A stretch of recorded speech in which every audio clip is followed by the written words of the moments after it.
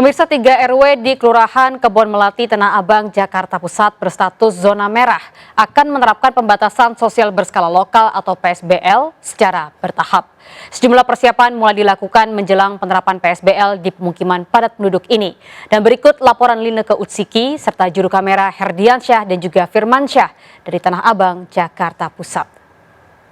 DKI Jakarta saat ini sudah memasuki masa transisi menuju normal baru. Dalam masa transisi ini ada sebanyak 66 rukun wilayah yang masih berstatus zona merah karena terdapat angka penularan ataupun kasus positif yang terbilang cukup tinggi.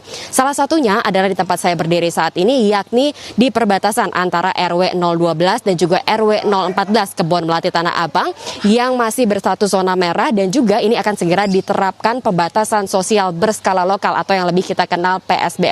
Kalau misalnya kita lihat di belakang saya, ini sudah ada sejumlah persiapan begitu yang dilakukan dalam rangka menjelang penerapan dari PSBL. Di antaranya adalah dengan memberi penyekatan, dituliskan ini ada wilayah pengendalian ketat antara RW 012 dan juga RW 014. Dan kalau kita lihat sendiri memang total ada sebanyak 13 akses begitu menuju RW 012, dan ini akan dilakukan penutupan secara bertahap sehingga nantinya warga yang keluar masuk, baik itu warga sekitar maupun tamu, ini akan diberikan mekanisme seperti surat izin keluar masuk. Namun memang untuk mekanisme dari SIKM sendiri ini masih dalam tahap penggodokan, dikarenakan untuk jumlah warga yang ada ini merupakan, kalau kita lihat ini merupakan pemukiman, area pemukiman padat penduduk, sehingga ini tentunya menjadi salah satu kendala ketika menutup akses keluar masuk, karena dari 13 akses masuk ini nantinya hanya akan ada satu akses saja yang dibuka, yakni akses yang ada di Jalan Sabeni.